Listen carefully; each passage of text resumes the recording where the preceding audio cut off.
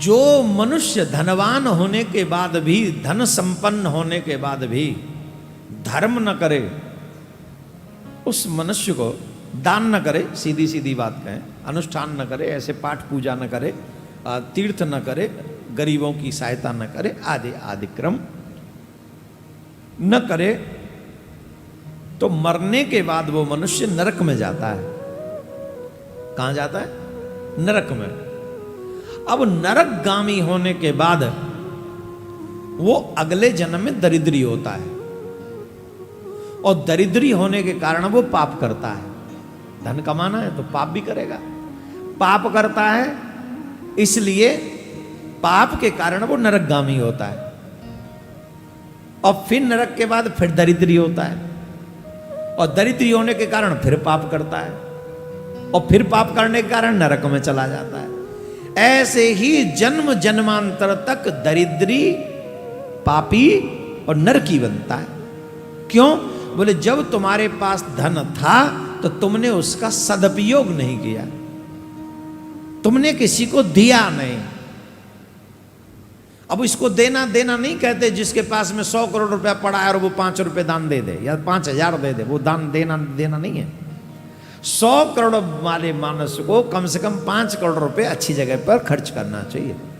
जिस पे 100 करोड़ है, जिस पे 1000 करोड़ है, कम से कम 100-150 करोड़ रुपए अच्छी जगह लगाए, गरीबों में बांटे, भंडारा करे, स्कूल बनाए, कुछ तो करे।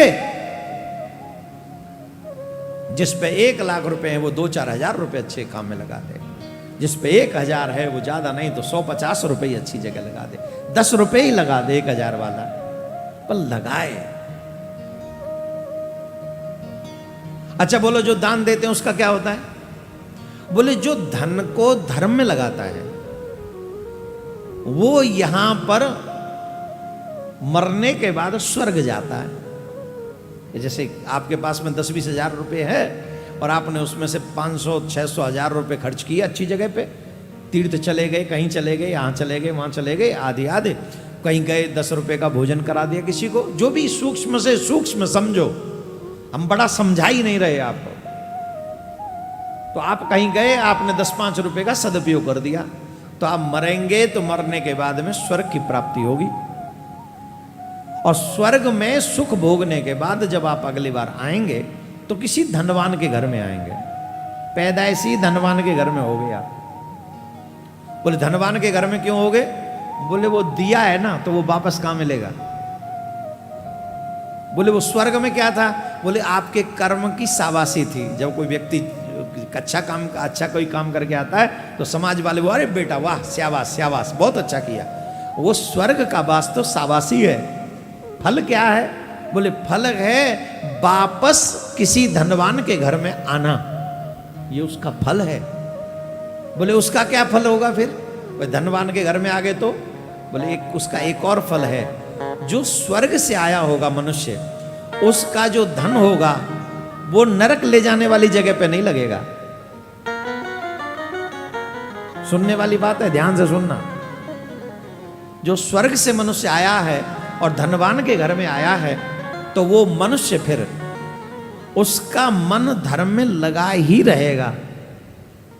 तो जब मन धर्म में होगा तो क्या होगा? धन भी धर्म में लगाएगा, और फिर क्या होगा? स्वर्ग जाएगा। फिर क्या होगा? फिर धनवान के यहाँ आएगा। फिर क्या होगा? फिर धर्मात्मा बनेगा। फिर क्या होगा? फिर स्वर्ग जाएगा। तो जो धर्म करते हैं, जो दान करते हैं, धन का सदुपयोग करते हैं, उनकी 3 गति है: स्वर्ग, धनवान के घर में, और फिर धर्म करना। ये 3।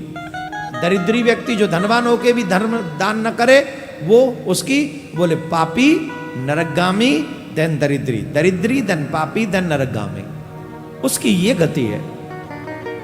तो मुझे तो लगता नहीं जो थोड़ा भी समझदार मनुष्य होगा वो अपने आप को नरकगामी बनाने में इंटरेस्ट रखेगा, मुझे नहीं लगता।